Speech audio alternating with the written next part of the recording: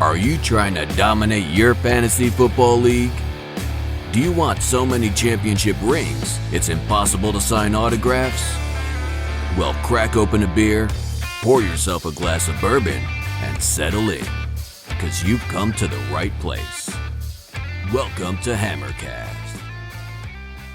Welcome into Hammercast. Really glad to be here. I'm David Stidham. I'll be your host tonight. Kevin and Chad are off. And so, but I've got a really, really special guest tonight. And I've been playing IDP for a long time. We haven't talked about it much, but I got my good friend Jordan Rains, who is an IDP specialist. Jordan, how you doing, man? Good. I am pumped to be here with you, bro. I know we interact on Twitter a lot. You're one of the few people on Twitter who knows what a stag beer is, which I appreciate. That's my favorite I love beer. stag. We've had a few good conversations over that, and then we're also in an IDP league or two together, and yeah, we're fantasy fanatics, and we're here to do this thing. Well, man, I'll be honest with you. I thought I was pretty good at IDP until I got you in one of my leagues, and we just did our big draft. What, in May, or was it about June we drafted this Masters League? Yeah, I think it was June. And I'm telling you, and I do not like to talk about getting sniped because I always look at, all right, I'm not going to say anything because I'm going to come back and try to get that guy later in a trade or something like that. And I've done that with you on a few players. But I will say this: the only person that consistently sniped me, because we had a lot of newer guys to IDP, Jordan, you broke my heart on many occasions, and I'm still feeling the sting a little bit from it. Hey, I'm sorry, man. The season hadn't even started yet, though, so you might break mine when you win the league. Yeah, I don't know if I win the league, it's going to be purely based on Terry McLaurin. Well, that, and I got Barkley, Kamara, Jonathan Taylor, and Drake. Yeah, you're set up. You're set up all right on offense. I think your offense is way better than mine. I went with the old guys on offense, and I kind of went young studs on defense. Well, we got a trade or two in our future, I believe. Hey, before we get going, what you sipping on tonight? I am drinking a little Fit and Active and some Absolute Vodka. I actually finished my last stag earlier. I only had a couple. I know it's a holiday. I should have gotten had a little more fun, but we just kicked it around the house, relaxed, did some cleaning and stuff like that. So I sipped on my last 2 or 3 stags I had all afternoon, and now I'm going to have this and hang out with you. And yeah, and then back to work tomorrow, unfortunately. I know, me too. I'm actually sipping on a little bourbon tonight. Jim Beam, old school. Nice. Old school. Jim Beam, a little Coke Zero, got to lose a few pounds. So they're going to let them fight it out. There you go. Make them work. But anyhow, tell us about where you can be found on Twitter and what your podcast, where can people find you? Yeah, man. On Twitter, it's at 50 Shades of Drunk. I'm a senior writer. Yeah, I know. I've had that for a while. I'm a senior writer at Dynasty Nerds. So if you guys want to see written work, go to dynastynerds.com. I have 2 podcasts I do. One is the IDP 411. That's kind of our more established, long-standing podcast. I do that with my co-host, Jared Gray, and we have the Dynasty Chef, Steve. He's our producer. I love that guy. Yeah, he's awesome. Yeah, that's a great team we got there, and that's been a really fun adventure. We've been doing that for a little over a year. We've had multiple ventures. We have the IDP 411. We had another podcast we did on a different podcast network last year, as well as all the live casts we did. We counted it up the other day. We've done in a little over a year, we've done over 100 different video pieces of content and audio content. So yeah, we've just been working on that. And then I have my side project, which is just me. It's called Defense Matters, mostly IDP, all fantasy football. That's just me. That's going to be in season. I'm going to do a weekly IDP ranking show, which I'm going to go over the top 24, maybe 36 guys at each position that I'm ranking this week. And, starting actually week 1, I'll have my first one up on Wednesday morning. You guys should check that podcast out. That'll be a really fun one. Like I said, it'll just be me, and it'll just be rankings and kind of my thoughts going into the week. And yeah, that's pretty much where I'm at there. And you guys, if you know about the Destination Devi podcast, Ray's got a Patreon, All Gas, Patreon/All Gas, and he's got a Discord channel. And I've been in there for a little while, or a Discord server, and I've been in there for a while because I'm Patreon of his, and he's got a little IDP situation going over there. So we kind of partnered up a little bit, and I'm going to kind of be running his IDP, Destination Devi defensive room over there during the season. And I'm going to be focusing on helping those guys get better and helping people win as many IDP leagues as I can. Man, that's awesome, man. Did you say Devi defense? Yeah, well, that's kind of what I call it. I call Destination Debbie defense. I don't think that's the official name of it or anything. But that's kind of what triple D, double D, triple D. Why not? I love it. I love it, man. That is really cool. So you're really busy. You just got married. You got a lot going on, just like me. I've got the restaurants. I've got a full-time gig. I'm going back and forth from Indianapolis to St. Louis, and I'm doing this stuff as often as I can. And so we're a little newcomer compared to you guys, but we're having a lot of fun. Hey, You can that's what it's find all about. us. You can find us at hammercast.com and also on YouTube, Hammercast Network. And so we hopefully, if you like what we're talking about, please give us a like, give us a subscribe, and also go hit Jordan everywhere you can. Tonight, let's talk Jordan's top 10 on each of these positions in IDP. You ready to do this? I'm ready to do it, man. I'm ready to break it down for the people, give them a little preview on what I think the season's going to look like and how it's all going to shake out. Well, I'll tell you what, I'm going to be writing these down. This is good for me because it's great content for our subscribers, but it's also good knowledge for me to get directly from the horse's mouth. So let's go defensive line, man. What do you got? What's your top 10 this year? All right, I will tell you my top 10, and then I'll give you a little breakdown of kind of how I view them. So number 1, right now, is Danielle Hunter. Number 2, I have Myles Garrett. Number 3, Nick Bosa. 4, Joey Bosa. 5, J.J. Watt. 6, Aaron Donald. 7, Cameron Jordan. 8, Chase Young. 9, Cameron Hayward. And then 10, I've got DeMarcus Lawrence. So, obviously, yep, the 2 big dogs are the 4. I mean, I kind of have them broken up, and if you look on idparmy.com, you can go there or expand the box score to look at the rankings. They're broken into tiers, and the first 8 guys are in my tier 1. And I'll give you a little breakdown of kind of what I am expecting from what a tier 1 defensive lineman. So for a guy to land in my tier 1, I'm basically projecting him to meet 3 of these requirements. So there's 4 of them. So if he can hit 3 of these thresholds, I'm putting him in my tier 1, or I'm projecting him to hit 3 of them. And those requirements are 12.5 or more sacks, 24 or more quarterback hits, 55 or more tackles, or 18 or more impact plays. An IDP 1, 2, 3 scoring, which is kind of the IDP scoring that I've created and kind of promote, and Dynasty Nerds is actually adopting as kind of our IDP default scoring going forward. An impact play is anything over 2 points. So it's all the 3-point plays, your 6-point plays, and then your tackles for loss. But I'll break that down really quick for you guys. A 1-point play is an assisted tackle or a quarterback hit. A 2-point play is a solo tackle, a tackle for loss. 3-point plays are pass deflections, forced fumbles, fumble recoveries, safeties, blocked kicks. I think that's all those. And then the 6-point plays are interceptions, sacks, and then defensive touchdowns. So in IDP 1, 2, 3 scoring, those are the things that are scored, and then those are the values for them. So if you have 18 or more impact plays, that's one of the other things. So the first 8 guys on that list, I think, are going to meet 3 of those requirements at least. So I'll read those. These are based on your projections or based on previous year? It's a little bit of both. You look back to see if a guy has been able to do these things or sustain this kind of production, and then you kind of look forward and say, do I think he can do it again this year? Or if he hasn't, do I think he will? For instance, a guy who, honestly, he really did not actually fall into these requirements was Danielle Hunter, because he has a low impact plays throughout his career. He does have a lot of sacks. He does have a lot of tackles, which get him really high. But he has I think he has 2. It's only 1 or 2 or 3 career, and he's been in the league 5 years, pass deflections. A pass deflection is an impact play, compared to a guy like T.J. Watt. He has, I think, 18 pass deflections in 3 years. So there's so when you look at those plays across different players, while we all think Danielle Hunter is the most elite defensive lineman, when you look at it in an IDP standpoint, yeah, he gets the sacks, and yeah, he gets high tackle numbers, but when you really break it down, he's falling behind some of his comrades in this same tier. And I don't think he's actually had a season over 16 impact plays. And his quarterback hits are also a little bit on the shady side, but because he has he has an incredibly high tackle floor the last 2 years. 55 is the requirement. He's hit like 70 the past 2 years. Wow. I couldn't take him out of that tier, even though he was a little iffy, and he's still at 1 because he provides such a high floor. You know what I mean?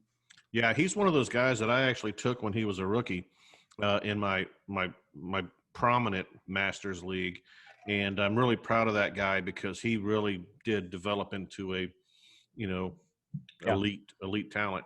And so He's I a was a little beast. surprised though that he was your number one. Yeah, I get again, it, but now that you tell me about your criteria, it makes a lot of sense because he's going to get the almost.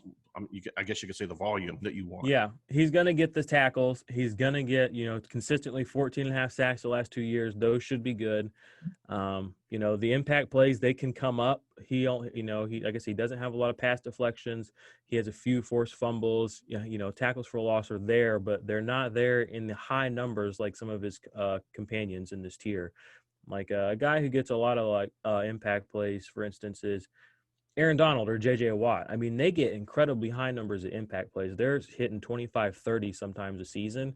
And again, that's anything that's a 3-point play or more. And Danielle Hunter, he's getting a lot of 2-point plays, which are those tackles and your assist or 1 point, and he's getting a lot of sacks, which are 6. So he's boosting himself in these lower categories in the tackle number, whereas other guys might not have the tackles. They might get 40 tackles, but because they're getting so many 3-point plays, 4-point plays, when they stack, it's really evening out. So one of the things I also like about Danielle Hunter is he's been pretty consistently healthy. Yeah. And you can bank on that almost with these IDP guys. And so some of them, yeah. Another guy, Cameron Jordan, another guy who's always healthy, almost has never missed a game, has never right. only not started one game in his whole career. He's coming on year 8. So, where do you have Cam Jordan? He was in that first tier, I believe he came in at 7. So I'll just give you a little an idea of what I'm talking about here when I say, comparing impact plays on guys. So let's go to Cam Jordan, and then we'll pull up Danielle Hunter side by side, and I will break those down for you. So Cam Jordan, over the last 3 years, pass deflections, he had 11 in 2017, 6 in 2018, and 3 last year. So, those are plays that are stopping the offense from going forward. It's a neutral play to 0 yards. And, those are valuable to a defense. Right. And then you compare that to a guy like Danielle Hunter, same tier. This is his career pass deflections: 0, 1, 2, 0, 0. And like you said, this is a guy who's healthy and starts all games. So his skill set is a little bit different. He doesn't offer points in a pass. He'll never have an interception, for instance, probably because he doesn't go after the ball when it's in the air. He doesn't knock the ball down. So you can make up for points for some of these defensive linemen when you look for a really disruptive guy instead of just looking for that high sack guy. And that's another thing I love about Aaron Donald through his career, and he's tier 1 as well. I think he came in at 5 or 6 for me. 6. He's averaging through his career 19 and a half, which I like to round up, 20 tackles for loss a season. That's insane. Now, tackle for loss is an impact play. And like I said, you only need 18 or more impact plays to be tier 1. He's making that up in one category of impact plays. That's amazing. He's also batting down passes. He's also causing forced fumbles, fumble recoveries, other things, but he's doing it in one category. So that's why he's an elite guy. So everyone who's in that tier, that first tier, is kind of elite. What are your thoughts on the Bosa brothers going into this season? I'm curious. I'm a big fan of. Now, obviously, I'm a big fan of Nick. I drafted him in our league, but then I traded him. I remember that. I made a big trade and got Barkley. And that was a big trade. I remember that was a down. real big trade. But I'm always going to lean on the side of offense and try to make up for that somewhere else. And so, but I'm a big fan of Nick. I think both the Bosa brothers, I love them both. I do have one of them in my main Masters League. I've had Joey from day one. I also had Nick, but last year I traded Nick as a rookie for A.J. Brown. And that was a straight up trade. And, I like that. And so, but you know what? I clearly have them both top 6. As a matter of fact, I have in my ranking, let me see if I'll pull it right over here, my lousy rankings over here. I've got Joey at 5 and Nick at 6, just because Nick is yet to be seen in the NFL. Love it. Love it. See, Well, he one was spot obviously off. last year, but he really came on strong last year at the end of the year. No, you're I right. just think Joey's gonna have more opportunity this year because of the team he's on and the amount of time they're going to be on defense versus Oh, Nick. yeah. Well, that's another thing you like about Joey Bosa. I was bringing that up. The only other guy who consistently puts up really, really high tackle numbers besides Neil Hunter is Joey Bosa. He put up 67 this year, and the only other season he started all 16 games, he put up 70. So you really like, that he has that high tackle floor. My buddy Jared on the show thinks, since he got paid, he's going to be out to prove that he's worth that money. So he thinks he's going to have a career and that can year. go both ways. He can be out to prove it, or he can be out to I got it. I'm on his side. I think Joey Bosa wants too. to have a big season because you look at his sack totals. They're consistent, but his biggest sack total season was 17, 12 and a half. Yep. We all know he can do more than that. Yep. So I think he's going to be trying to get after it. And they added Linval Joseph there as well to their line. So I think this will be a good. And like you said, there'll be more opportunities because that offense should, in theory, suck. So he should be out there with plenty of chances to get behind the line of scrimmage and get that sack total up this season pretty high. I agree. And whereas Nick was dominant at the end of the year last year, Nick showed a lot of flashes, but that offense is going to be a ball control offense. I think they're going to I think they're going to run the ball a lot, and that's going to give him less opportunities. So it's going to be fun watching them both. And no, you're right. They have to protect Jimmy Garoppolo because he has. I know he's Jimmy Garoppolo. No, what can you do? You just hand it off to one of your 40 running backs, and that's what they're going to do, and that's what they want to do.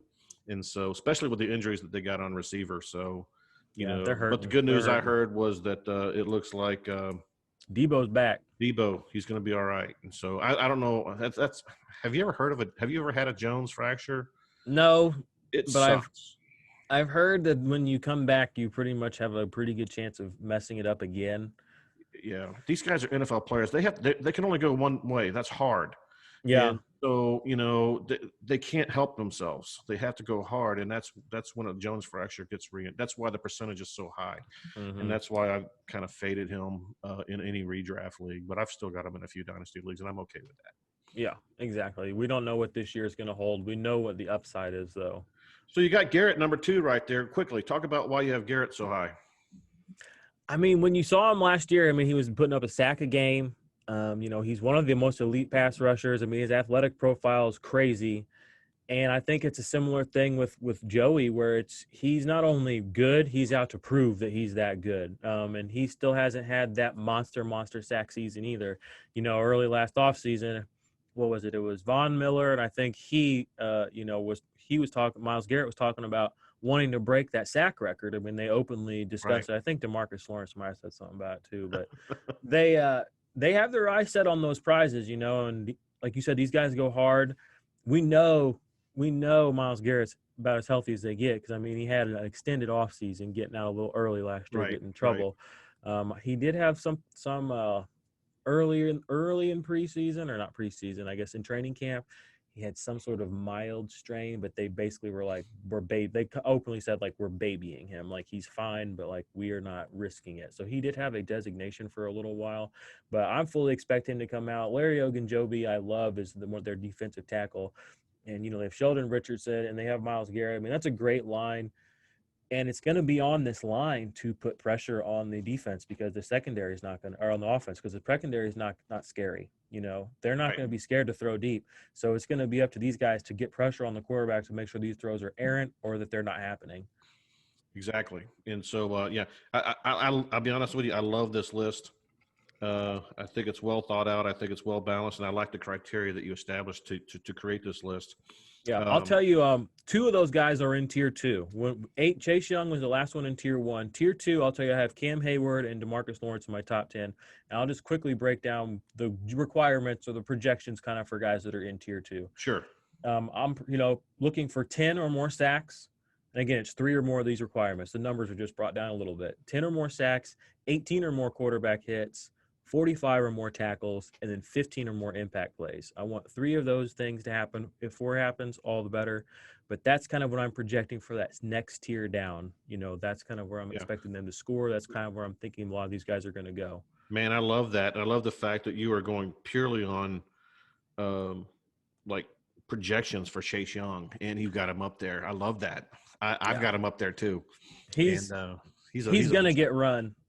People are like, oh, they're gonna rotate, blah blah. I'm like, look what they did with Montez Sweat last year. I know it was a different coaching situation, but Montez Sweat was the only rookie defensive lineman last year to start all 16 games. I mean, he played a ton of snaps last year, Yeah. and he did okay.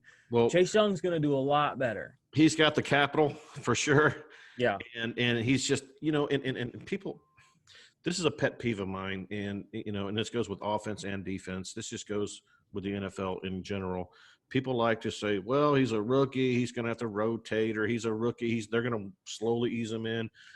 The coaches have to win the games. They know quickly who the best players on the field are, and they know what they got. And typically guys with the first round, second round draft capital that are getting a lot of preseason snaps or practice snaps, they are going in, and they're going to play a lot. Chase Young is going to be on that field as much as anybody on that team.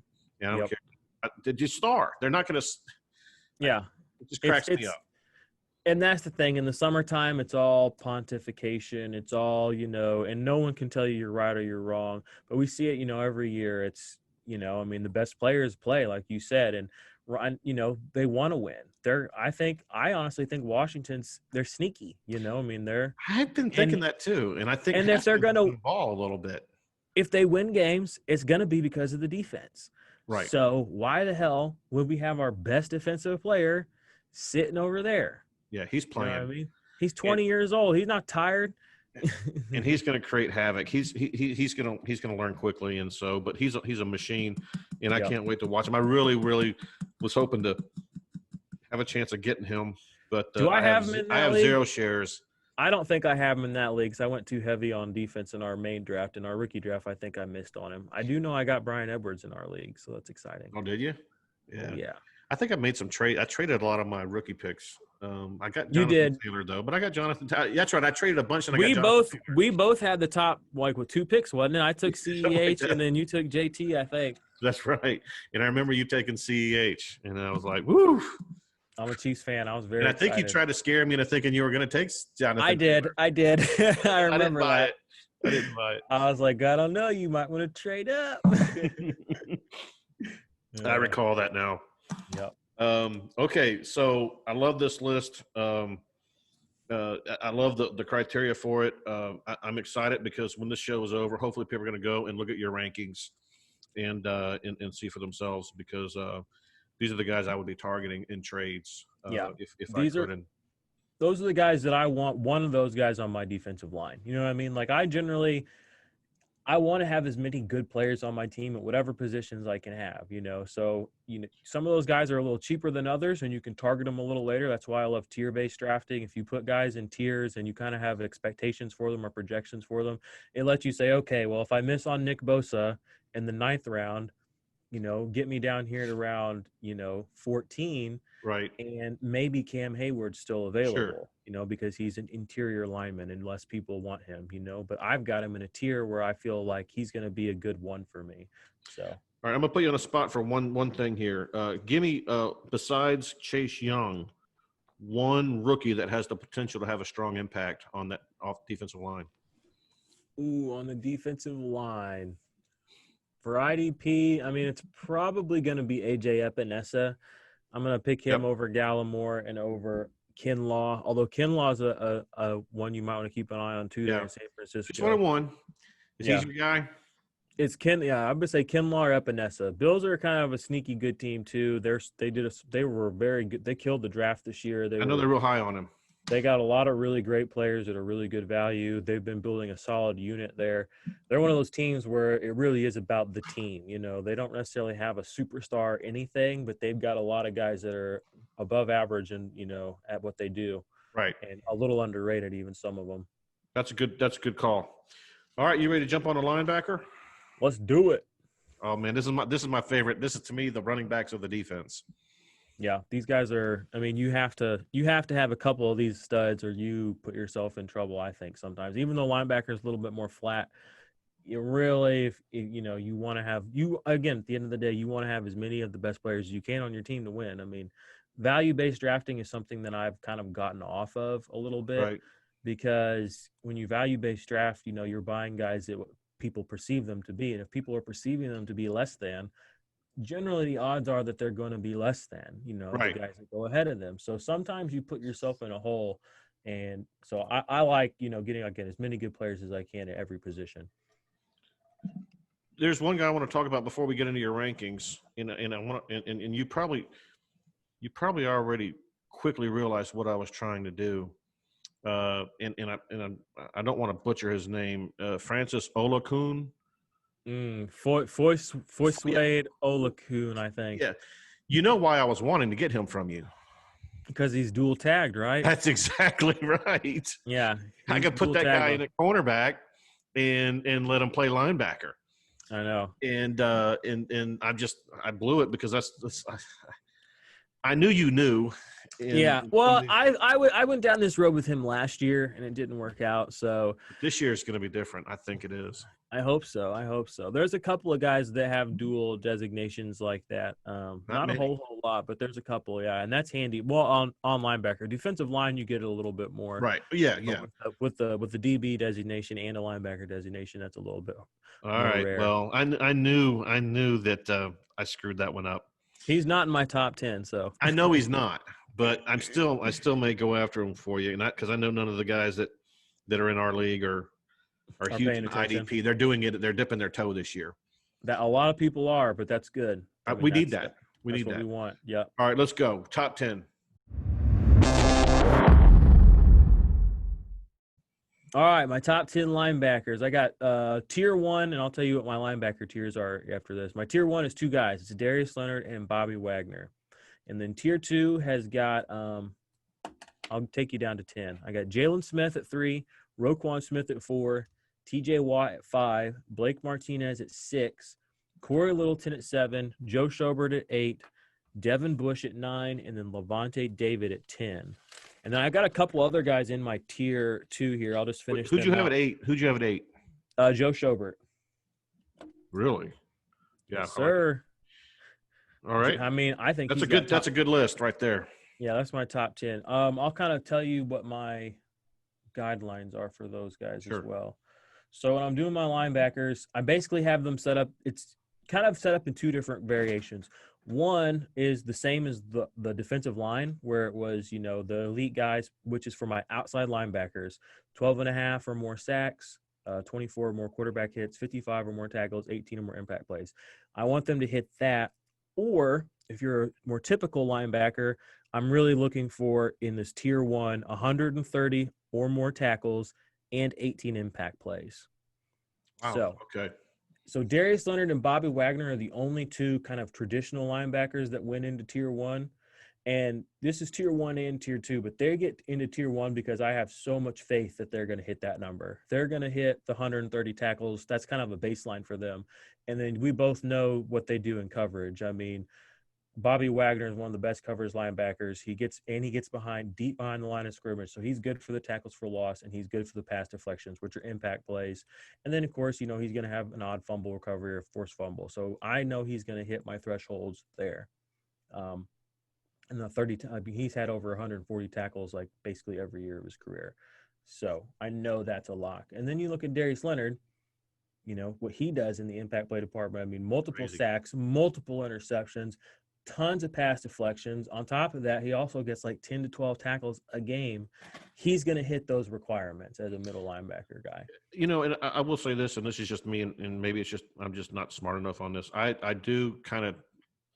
take a little less credence on interceptions because I don't think they're quite as sticky as your basic staples of tackles for loss and pass deflections and things like that. But he seems to do it every time, and so it is a skill, and it's a turnover too, which is why an IDP 1, 2, 3 scorer gets a 6-point play. Like, it's the offense is done. They're walking off the field. Like, the defense took the ball away from them.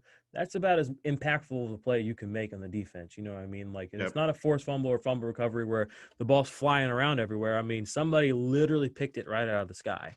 Yeah, Kuechly was gold when he was in his prime. Yeah, he was great. I mean, he's just money in the bank. He could run with everybody, which always made him, a guy that could get that. And, Joe Schobert last year had a few interceptions. I think he had 4, so he's a little better in covers than people want to give him credit for. But Leonard Wagner, clearly your top 2. I agree with both of those. Yep, and they're in tier 1 because they're my locks. But that's your tier 1 by itself. I don't think there's any way those guys finish outside the top 12. So I put them into that tier by themselves. A lot of the guys below them could easily, I think, finish top 3, 4, 5, but there's a little more hesitancy with them just because of various situations. Sure. Jalen Smith, we have LVE's coming back. He's moving to a different spot. I know he can get the tackles. I know he can get the impact plays, but because the situation's changed a little bit, I'm just going to bring him down to that next tier. I'm still looking for the same thresholds for my tier 1 and tier 2, which is different from my defensive line and linebackers. Tier 1 and tier 2 kind of have similar requirements. It's just based on confidence level. Whereas in my defensive line, I'm really looking at my tier 1 guys to hit certain numbers and my tier 2 guys to hit a different set of numbers. I'm still expecting my guys in tier 2 at linebacker to hit similar numbers to my tier 1 guys, but tier 1s are locks like Darius Leonard, Bobby Wagner. And we all know if you got them in your lineup, you don't, it's like having Patrick Mahomes in a lineup. It's like having Travis Kelce in a lineup. You just slide by it and you smile and then you go to work. So, that's right. I love it. Yep. Love it. Jalen Smith. Now, speaking of Jalen Smith, is it true that they're swapping positions with LVE? That's what I heard. That's what they said. But, I mean, that would put them back to what they were 2 years ago, I guess, where they were both top 10 linebackers. So I know, because I was going to say 2 years ago, Jalen Smith was pretty damn impressive. Yeah, he was top. I think he was top 5. I think he finished 4 overall that year in IDP 1, 2, 3, and I believe that was a rookie year too. Yeah, and Jalen Smith was 9 or 10. So they can both finish very high. I have a lot of confidence in Jalen Smith. He's my number 3. Roquan Smith right after him. Similar situation, just a guy that on top of just being able to get the tackles is hella disruptive, and he's on a defense with some, guys that are disruptive as well. So the big plays are going to be there. Sure. I have 2 outside linebackers in this group that are more of the pass rushing linebackers. That's TJ Watt and that's Chandler Jones. TJ Watt, like I said, he gets it done everywhere. The pass deflections in his career in 3 seasons. I mean, he got 18. I mean, there are free safeties that don't have numbers like that. You know right. what I mean? After 3 seasons. He's just that blue collar guy that just gets out there and goes to work, isn't he? Yeah, but he's a technician though. I mean, he's the best pass rusher in the NFL, I think. And when you really get down to it, I looked at his impact plays blew me away. The past 2 seasons, he had 21 in 2018, which is well over the threshold, that I described of 18. And then last year, he had double that. He had 36 impact plays. I mean, this guy he's a wrecking ball. I mean, it's 8 forced fumbles, 8 pass deflections, 14 tackles for loss, 2 interceptions.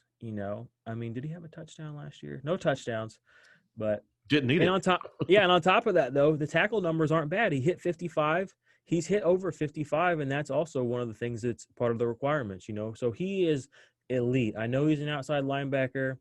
I know he's not going to get you 140 tackles. I know what he does isn't predictable.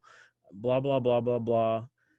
A point's a point, and in a well thought out IDP league, not one that's just based on tackles, and which is most leagues these days. It's a very rare that you find a true tackle heavy league anymore. It's just very rare. So in most IDP leagues, he is a relevant fantasy player. People just don't like to play guys like that because they're scary, because I don't know if this is the week or he shits the bed or not. Because his floor is lower than a lot of the traditional, linebackers. It can be, yeah. And so, but his ceiling is also way higher. And so he's one of those guys that, now I'll be honest with you. I'm that guy that wants that traditional, thumper that's going to go out there and be around the ball, 75% of the time. And so, but having a guy like that, I mean, he can win you a week. Exactly. You can get a 125 tackle guy later. They're everywhere. They're littered throughout your draft. You can't get a TJ Watt everywhere. I agree. You can't get a Chandler Jones, a TJ Watt, a Shaq Barrett. I mean, there's only a handful of them that are really truly valuable, and having them in your lineup, means that, like you said, it's a spike week, as Evan Silva likes to call them. Maybe he lets you down a little more often than not, but he can also single-handedly win you a week, and you want those kind of guys on your team and in your lineup. And people got to realize, especially in these IDP leagues where it's super deep rosters, one guy having a little bit of a low week is not the reason you're going to lose that week. Amen, brother. But the spike week can be a reason you win. Amen. And a lot of people forget that, and they don't think about that even when it comes to offensive players. Nope. And that's why I continue to grab some of those high upside guys. They may have a low floor week, but that's not why I lost. And the thing is, when people talk about floor, every player on your roster's floor is the same, 0. Every player on your roster's ceiling is not even close.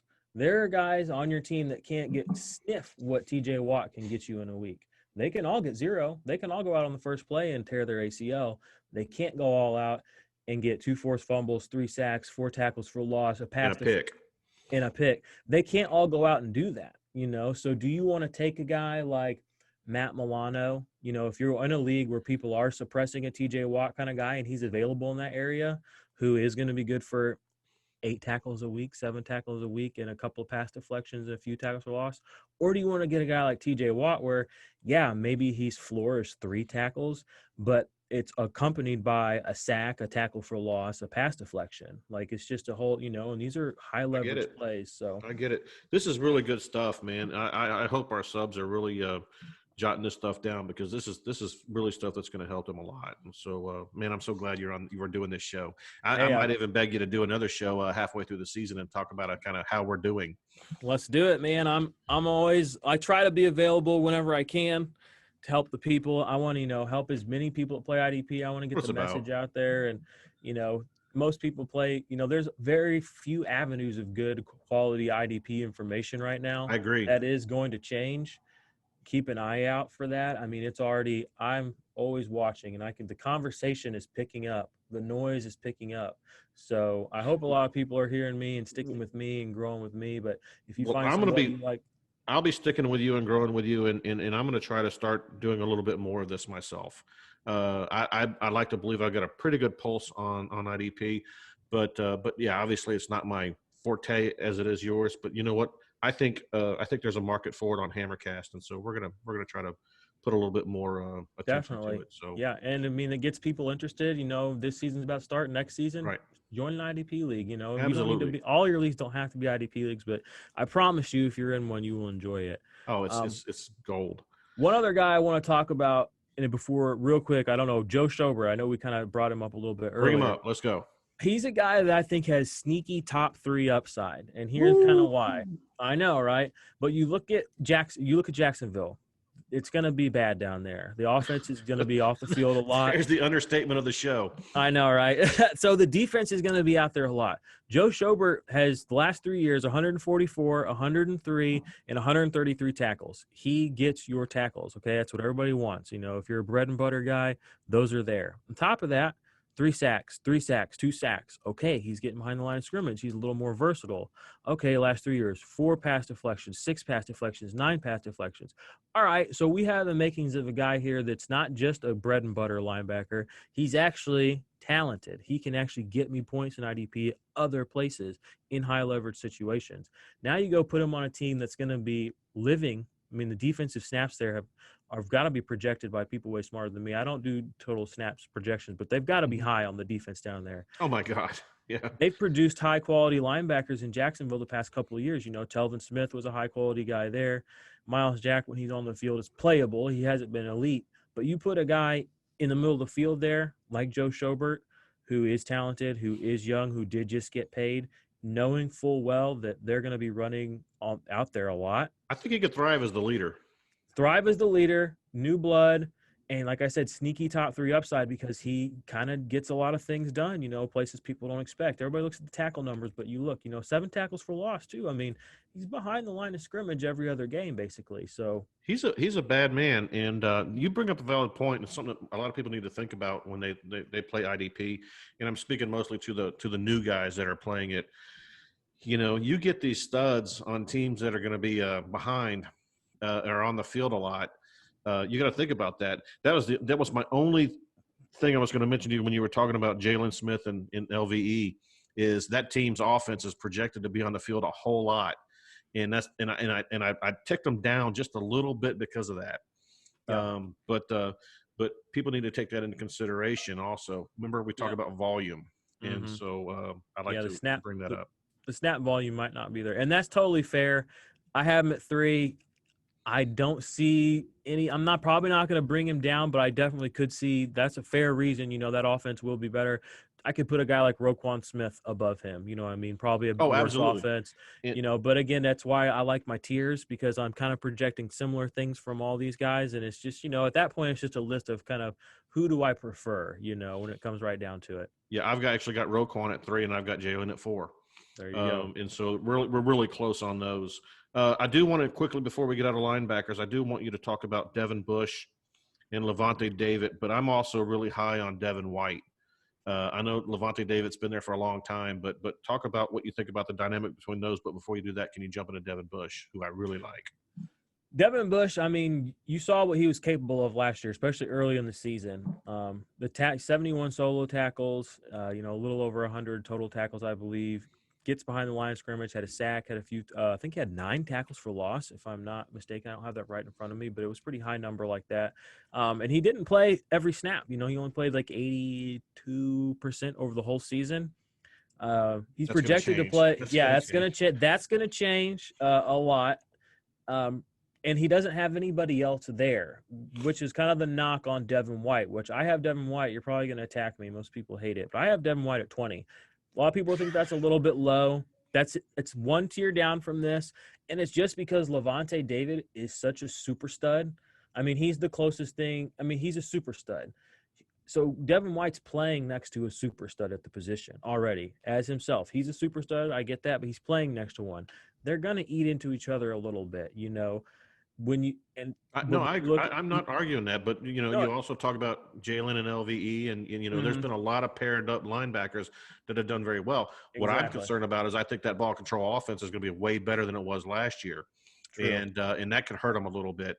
But Levante is the alpha male there. I agree. He is, and if you look at the numbers last year from Devin White, and he had like 100 and something fumble recovery yards. So if you get points for that, that's like 20 points right there. He had like a bunch of fumble recoveries. He had a couple of touchdowns. These are crazy big plays. Like, you take a couple of those out, he really just had an okay season last year. He was more of a linebacker. He's a rookie, yeah. No, but they happened. I get that, but I'm just saying, Levante David, we know the tackle floor is there. We know he's consistently put up these big plays throughout his career. Devin White, I'm just a little bit more skeptical on. Devin Bush, again, there's nobody there to challenge him for this role. He is the alpha dog there now. And so I think the tackle numbers for him are going to be through the roof. I think the impact plays are going to be through the roof. I have him in my top 10 just because I really am confident that he's going to pan out this year. Well, I was smiling when I wrote that one down, because you're one of the few that have him that high, and I do. I have him that high, and I have White a little higher than you, but that's because I'm factoring in something that you shouldn't even factor in. I'm factoring that Levante David gets hurt a lot now, and he is injury prone, and if something does happen to him, and he's Devin White is gonna be he could be a superstar. He's top 20 for me. I mean, 20 is. I mean, when you think about how many linebackers are out there, that's exactly. I would love to have him as a 2. You know what I mean? I'm not confident with him yet as a 1. That's just me. I know a lot of people last year chose Devin White over Devin Bush when they're rookies, and they both kind of panned out similarly. Honestly, I feel like a lot of people are just kind of biased to the SEC LSU thing. That could be part of it. I feel like the same thing's happening with Patrick Queen right now, where it's just like you've seen him on TV more, you know who he is more. The hype's a little higher, so you've just kind of attached yourself to him, which is fine. But I think Devin Bush is the better guy to own this year. So good call. All right, so I'm going to put you on the spot again. Who's the rookie? You just mentioned Queen. I'm going to tell you my rookie to watch out for, and it's a little bit against the grain, but I think the rookie that I'm going to watch out for is going to be Murray. That's mine. It is? Yep, he's my number one rookie linebacker. Kenneth Murray, yeah, he's going to crush. I have him at 28, sandwiched between Matt Milano and Danny Trevathan. So, yeah, I like him. I know a lot of people are on Queen and some of the other guys, but for me. I think in that defensive situation he's in, I think he's an immediate 3-down player, and The snaps are going to be through the roof. And that's the thing people don't understand with Baltimore, too, is it's like they're a good team.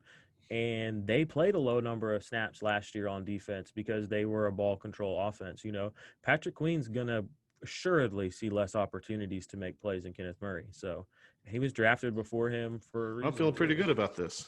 There you go. You know what you're doing. We got a little in common there. All right. You ready to do the old DBs? Let's do it. All right, top 10 DBs, and my heart's broken right now. You know this. Yeah, I know. You know, you see this right here, and I'm a huge fan of Derwin James. I've got him in pretty much all my leagues. I drafted him pretty high here, and for 2 years out of 3 now, he's just maybe his body's just not built for it. I don't know. He's got a cool visor. I think he gets a visor bump in people's rankings. All right, so I'll tell you my top 10. I'll tell you where Derwin was before he got hurt. So my number 1, guys, and this is I have Jamal Adams at 1, Budda Baker at 2, Landon Collins at 3, Jabril Peppers at 4, John Johnson at 5, Tracy Walker at 6, Jordan Poyer at 7, 8 I have Harrison Smith, 9 I have Von Bell, and 10 I have Taylor Rapp. And I had Derwin James at 5. Now that he's gone, John Johnson got the bump. And that's a good pick, too. I love this list. Let's talk about your criteria. Yeah, okay, let me pull that up really quick here. So for my defensive backs, basically for a tier 1 guy, an elite defensive back, which I had the first 8 guys on that list are in my tier 1. I'm looking for 100 or more tackles and 18 or more impact plays. On the defensive backs, sacks are included in impact plays. Okay. So on the linebackers and the defensive linemen, they are not included in the impact play segment, but since they're defensive backs, I put that in there. And then for my tier 2, which the Devon Bell and Taylor Rapp were in, I'm really looking for 85 or more tackles and then 15 or more impact plays. So that's kind of the guys. Those are the 2 criteria for 1s and 2s, DB 1s and then DB 2 high upside DB 2s. And I'll just tell you, Jamal Adams for me, I've said this a few times. You love that guy. What's not to love? I know.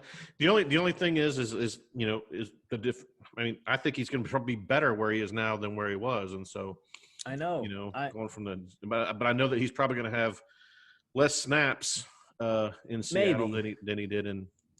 Yeah, probably. But I mean, look at what he did this year. He missed 2 games and he was still top 5. I know, it's crazy. So people are insane. So I must go on my little tangent real quick. He missed 2 games this last year, right? And he had like 270 something points, 73 or 4. Derwin James 2 years ago when he played all 16 games or whatever, he had only 2 points more than Jamal Adams had in 14 games this last year. Jamal Adams is just flat out better than Derwin James for IDP. He's been number 1 before. I saw a lot of people putting Derwin James at number 1, and it's just completely unjustified. You go back, even look at last year when he came back and was healthy. Well, I get it. I get it. I got the love from Florida State. It's hard to let go, but you look at last year, he played 5 healthy games. He had 5 games where he played 98, 100% of snaps. He didn't finish inside the top 24 defensive backs a single time last year. Not top 12, top 24, okay? So you have to fade a guy. You have to, when things aren't hitting, you can't just keep playing him as your 1 or 2. So I had originally faded him down to 5, and I even felt like that. I mean, I felt like that was appropriate because of the upside that he presented. But back to Jamal Adams, you put him on the Seahawks, right? People are like, oh, it's a new system, and they don't ever have productive safeties and blah, blah, blah. We've all heard. I mean, maybe you have, maybe you haven't. I have because I hear the IDP circles talk this stuff. Well, you go look, okay, first off, Cam Chancellor, who was the strong safety there for a long time, for all those years, he only had out of like 8 or 9 seasons healthy, 3 of them. He only had 3 seasons where he actually played 15 or more games. Now, in those 3 seasons, this were his averages, 99 tackles and 16 impact plays. All right, so we go back to my criteria where it's 118. Jamal Adams is better than Cam Chancellor. Jamal Adams has Considerably. he's already been all pro. Cam Chancellor was never all pro, played 7 years. Cam Chancellor went to 4 Pro Bowls. Okay, Jamal Adams has already been to 2. So you put a player in that same rigid system who's better, and if the guy before him was hitting my thresholds to be a DB1, an elite DB1, Jamal Adams, a guy who's better, is going to blow that away. That's kind of like I where I'm like it. planting my flag on it. You've turned me a little bit. Now, don't get me wrong. I like Jamal Adams. I'm not saying he's not. He's a fade. He's top 2, top 3 for me in every one of my rankings. But I was one of those guys, and I think a lot of it was biased to the university, but to Derwin James, and but I really, really, really also like Baker, and I like his opportunity and his snap count potential and all that kind of stuff. But you know what? Everything that you're saying makes complete sense, and you're right. You're right. It's one of those things where he moved, so I feel like IDP analysts felt like they had to do something. They had to move him in their rankings. They had to have a take, but it's just like there is no take. There is no movement necessary. He's just a badass. You just took the most elite player at his position and you put him on a different team. That's it. Right. There's no reason to fade him. So well, that's kind of so he's your no-brainer number 1, and then let's talk about Baker. Baker number 2. I mean, for him, it comes down to the tackle numbers. I mean, in Crazy. 16 games this last year, he had 104 solos. He led the NFL in solo tackles last year. I love it. I will say the one thing about him that I'm not a huge fan of. He doesn't get a ton of impact plays. No career interceptions in 3 years. That's kind of don't love that. 6 pass deflections last year. Okay, I mean that's okay. 7 tackles for loss. So what's that? Put us up to 13 impact plays right there. He had a fumble recovery, a forced fumble. That's 15, 16. So he's really kind of flirting with that lower end of the impact plays. But the tackle floor is insane. 147 combined, 104 solo. I can give that's a strong, compelling argument. You're bringing in, we got Isaiah Simmons. We added another linebacker, but like you said, who I also like. Yeah, this team should still be on the field plenty, and we've seen what Budda Baker is capable of. I mean, he gets in there and he gets the tackles. I mean, he flies across the field. I think his tackle number is going to regress a little bit. I agree, and that's where I was going to go. I agree with that. I think their offense is going to be better with Kyler and Drake, and they showed a lot of progression there. And so I still have him number 2. Mm-hmm. He's still safely going to get 100 tackles easy. I mean, I think he'll blow that away. I think he's probably good for 115 this year. And hopefully the impact plays go up a little bit because, you get a game record in there like Isaiah Simmons. You get one more variable to go with the disruption of Chandler Jones and the occasional disruption of Jordan Hicks. Suddenly the ball's flying around a little bit more. Maybe all of a sudden he's scooping it up, a forced fumble or 2, running them back, a la Devin White. Maybe he ends up with some return yards. Maybe he ends up with a couple of touchdowns. So he can get – the points are going to be there for Budda Baker if he's on the field. I agree, and I'm one of those guys that's pretty much hopelessly addicted to the tackle stat. And sometimes it hurts me, sometimes it helps me.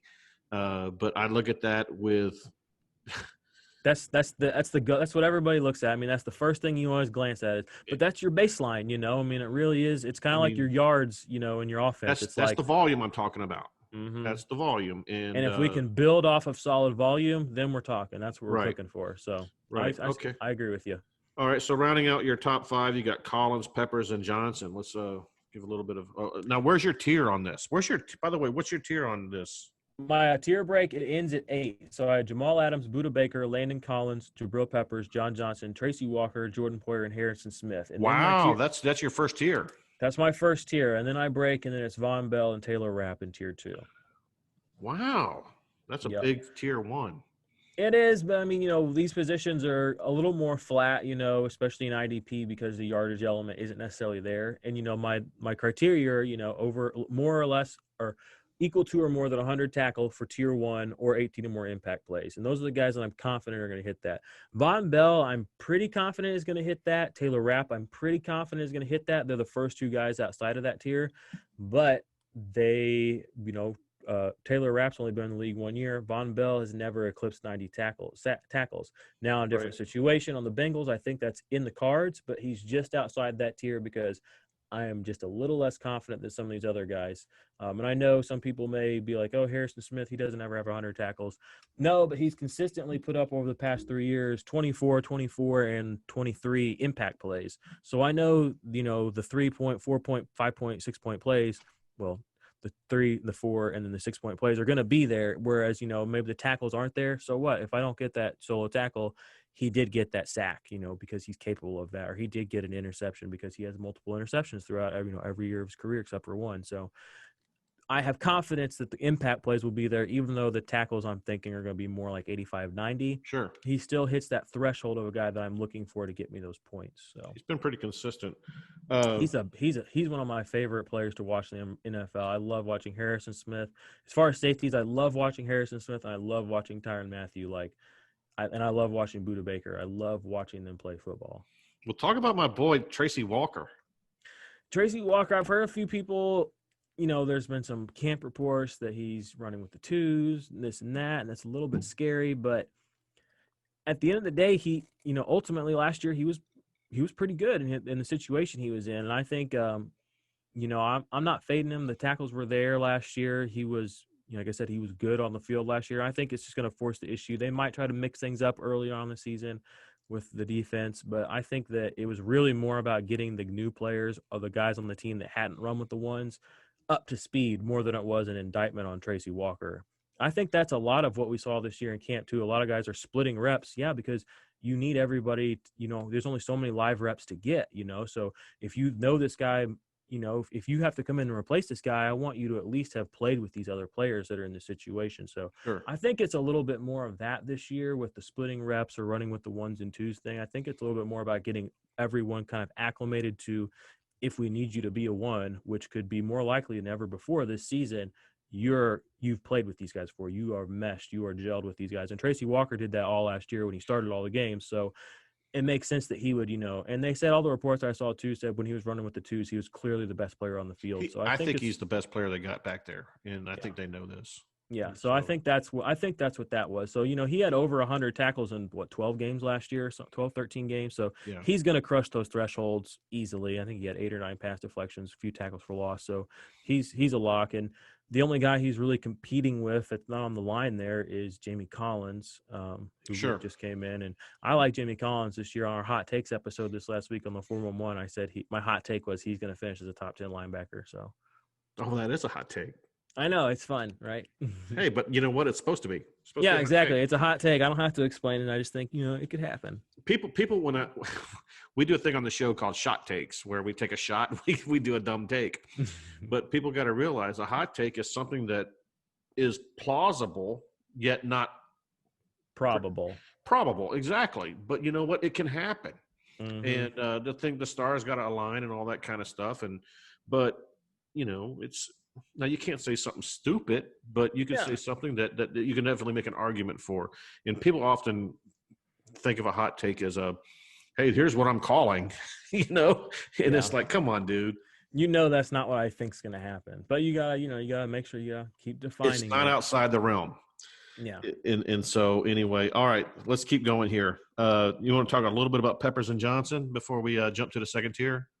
Peppers and Johnson, Peppers was trending last year before he got hurt. He was going to go over 100 tackles. The impact plays were there. He was basically trending. He was on pace to finish as DB5 overall last year with like 8 more points than Landon Collins did before he got hurt. So for me, it's the same situation. It's the same team. Bethea's gone. Sure, they brought in Blake Martinez, but, Xavier McKinney's gone now. So I think Jabril Peppers is just going to do more of what he was doing last year. And hopefully he can bring up his impact plays just a little bit more, but he was getting plenty of tackles last year. Sure. Johnson, he came on strong for the Rams 2 years ago. He crushed, 140, I think, plus tackles. Last year he was pacing for like 150 before he got hurt with the shoulder injury.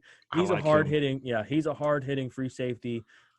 He's one of my guys that I think has the potential, if he stays healthy, to be a top 5 guy. Easy. Oh, yeah. Easy. Especially without they have no linebackers there now. So I really like him. That's why. Is that the truth? I have Taylor Rapp at 10 too. So I have 2 safeties from, the Rams in my top 10. And you know what? I like it. I think this is a solid damn top 10. In Von Bell, what do you? Von Bell, like I said, he had one of his better seasons last year. He had like I think 90 tackles right around there in an abbreviated season. He missed a couple of games. Was involved in a lot of impact plays last year. He had a few forced fumbles, fumble recoveries. He's pretty good in coverage. He's been like an 80 tackle-ish guy the past 2 or 3 seasons Right. with the Saints, but they've been kind of jerking him around, like not necessarily playing him all the time. So I think when he gets to the Bengals now, I think he's going to be an every down player. And I think with that, the production and his playmaking ability is going to be there, and he's going to be, he's going to be a guy you want to own. And he's probably one of the easier guys to acquire in your drafts, which I mean, most people are done drafting now, but he's probably still one of the easier guys for you to acquire at this point because he's kind of a meh name. He hasn't really had that blow up season yet, but this could definitely be it with the Bengals. Well, in my my 20-year Masters League, which we were talking about earlier, I have both Taylor Rapp and Von Bell and Derwin James, and so I'm going to more than ever need those two guys to step up. What's going on with Malcolm? This is off topic, and this is nowhere near the top rankings, but what's going on with Malcolm Jenkins? I don't know.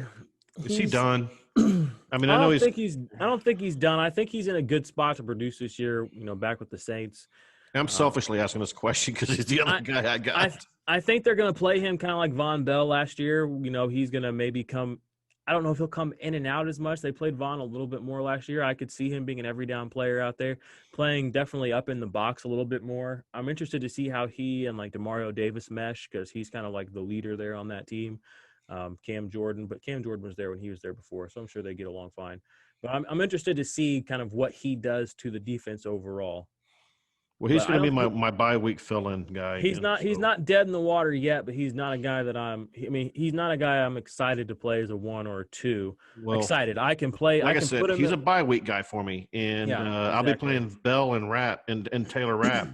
But, Derwin goes under the IR, and I got Malcolm Jenkins, so I got to find another defensive back or safety. Now, in this league, we play cornerbacks and safeties. Oh, nice. And defensive tackle, defensive ends. And the rosters are 55-man.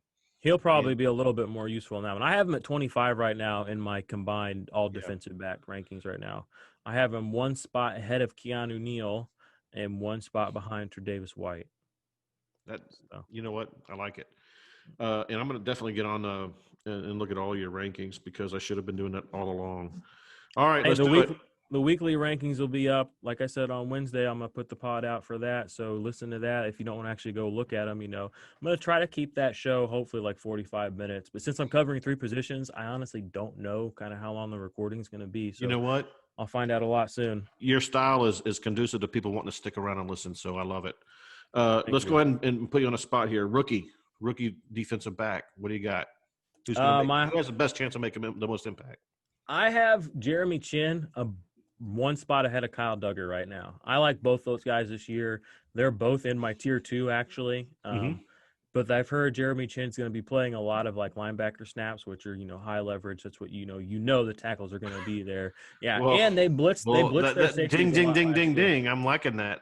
Yeah. But Kyle Duggar has apparently been one of the best defensive players on the Patriots in all the training camp and all that. He's going to return kicks, they said. So if you're in a kick return league, you get a premium there. You're going to get some free points every week, 5, 6, 7. I don't know how many times. They're probably going to punt and get kicked to a lot. The first few weeks with Cam Newton out there, I'm interested to see how that works out. So he could have a hot start just on that alone. If you're, I can't wait to see what the Patriots do. I can't wait to see how that pans out. I'm just dying to see what happens there. My theory is this is my theory. I think that Belichick is basically going to try to do his own rendition of the Ravens. He went and got Cam, who's kind of a little bit older, more experienced version of Lamar.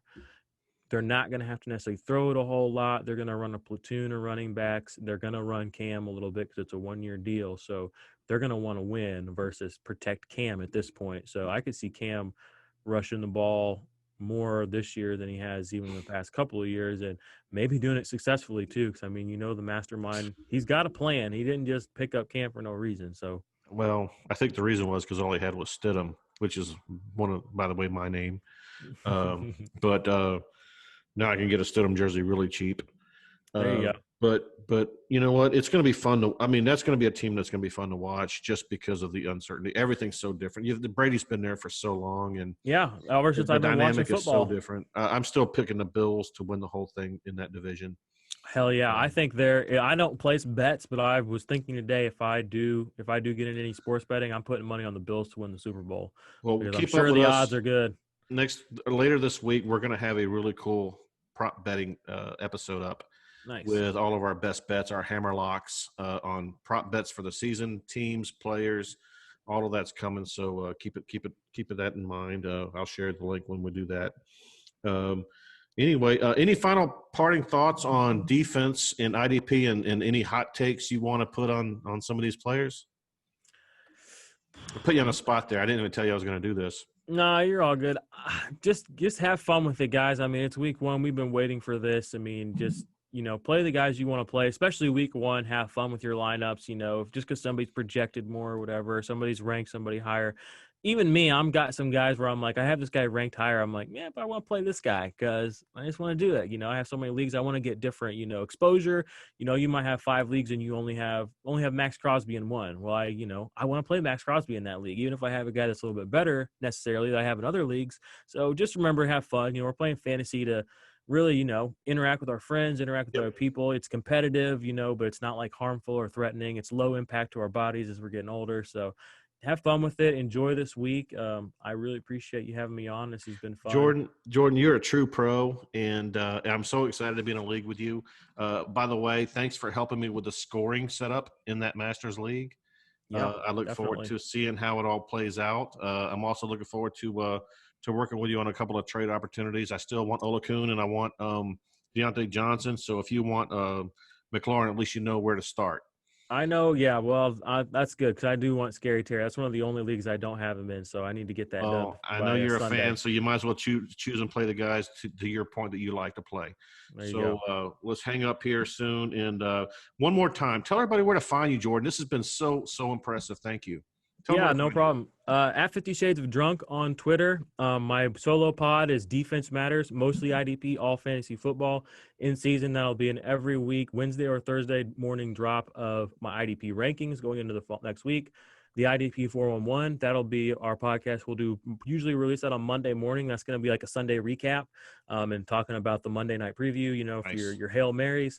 And find me at Dynasty Nerds. That's where I'm going to be writing. That's where all my written work is at. Good so site. I'm not going to, it's a good team we got over there. I'm not going to be writing as much there this year as I did last year. Last year I did a weekly, but this year this season I'm going to do a quarterly article. And actually I'm going to be doing a YouTube show on the Dynasty Nerds channel to kind of correspond or mirror that article. So it's going to be like a quarterly report of the season. So every 4 weeks I'm going to look at, okay, who got hurt, who's coming back, whose values dipped, who's having a good stretch, who's going, where the bye weeks coming up the next 3 or 4 weeks, who's got a tough schedule coming up, give people actionable advice, especially for their dynasty teams so that they can win, the season. Sure, you might have gone 0-4. Great. Let's get you set up to go 4-0 this next quarter and get you back in that playoff run. So that's basically all the spots I'm going to be this season. And yeah, hit me up. Oh yeah. And also the Destination Devi Patreon channel, and then get on the Discord channel there. And I'm in there and I answer and start questions and all that stuff over there. So those are all my spots where I'm hanging out besides Twitter.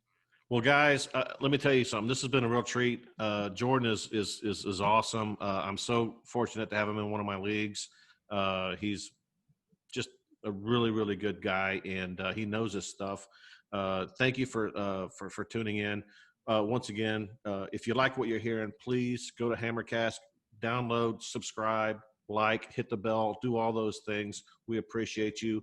Go to hammercast.com and join Hammer Nation. Every month we have a giveaway. I think this month we're going to give away your choice of, I believe it's a David Montgomery jersey. It's a Cam Akers autographed football. And there's another thing. Every month you get 3 choices to win from. All you got to do is subscribe to the YouTube channel at Hammercast Network and like us on Twitter and follow me on Twitter and join Hammer Nation on hammercast.com. So anyway, it's been a great show, guys. We are going to try and convince Jordan to come back in a few more weeks and talk about what's going on with this season. And Jordan, thanks again for being on here, and we'll talk to you next time. Peace out. Did you get all that? If not, make sure you head over to hammercast.com, subscribe, and join the Hammer Nation. Until next time, keep grinding.